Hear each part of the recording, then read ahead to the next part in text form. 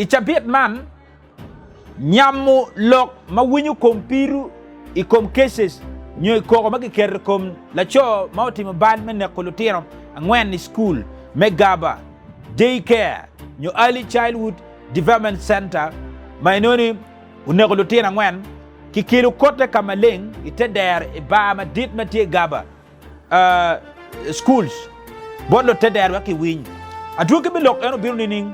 wanero la dit Christopher onyum okelo yarni eni pegi balmo ke ken. Yes, my Lord, I have understood the church.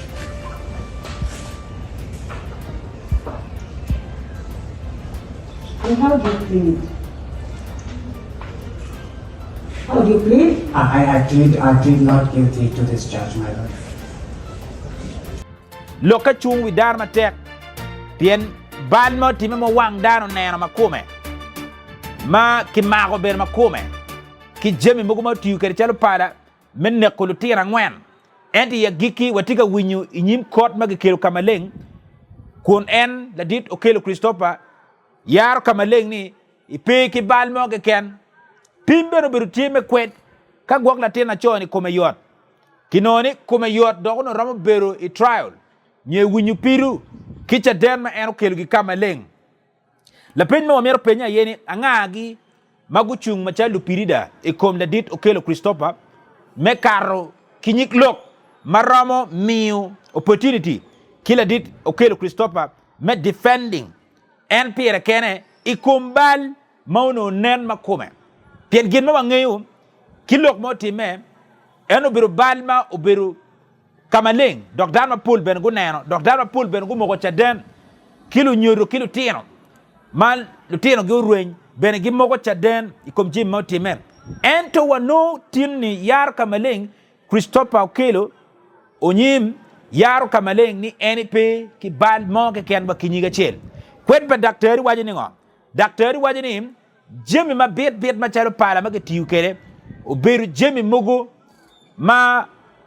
en woro kwet gi dogo planning penia ma pol mano pia obino me dugu chen katimo bal me nekolutina ngwan eronim police beru timo kwet men yang matut kagwok ti gino mo mano bore ngenekki machalo beru chalo tier lo tiam onyone human sacrifice o beru tie kine kunno pien chaden mapul makineno nyurne da dit Christopher okelo onyum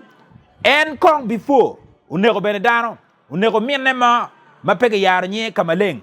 kiber ka temo neno chalo nget ma wiye gwok tima kipego kuone lo America pe maka Pierre Rio lokke doga nyweli ma America embassy pa America lo Uganda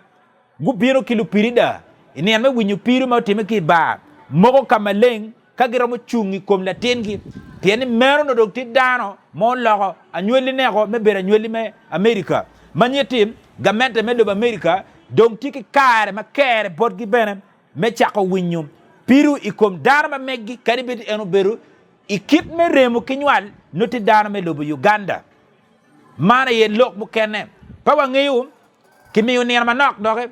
me dugu chen kicha den mu kenne mala dit Christopher okelo nyum ube dugu kere nyim kot ento gen mawa mero penya ye ni matin ni kori cases nyokori winyu piru man magi kelo gang wogo itedero at the open ground eni moro pebe tuku chindano pien winyu lok maladit Christopher okelo onyum uyar kamaleng ni peki bal iwang lutino nyoy wang lu nyuruma lutino gi uto utugu chindu nyuruma teka dada meberu kiki niga la pen mo mer penye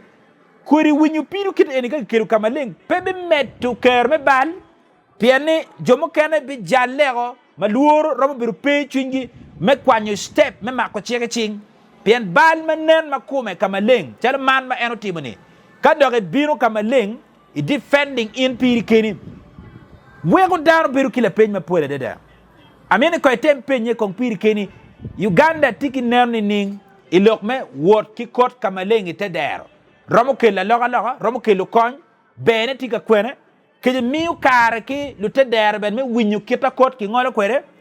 pien no gen madano ngeye yenim ya giki men loke picha den matio piwali kamaleng ene ki be ruling out ni in dongo bitwe pien ma mogo cha den ento court tiu ki chek nyo constitution melu Uganda ma kongi timu kwe ter ben kare me ma dit ma karo duju no mir lu piri da kidu chundwa pa joma no bot size rio duju o mir go betie weke nen be por pek pa bande mono beru nining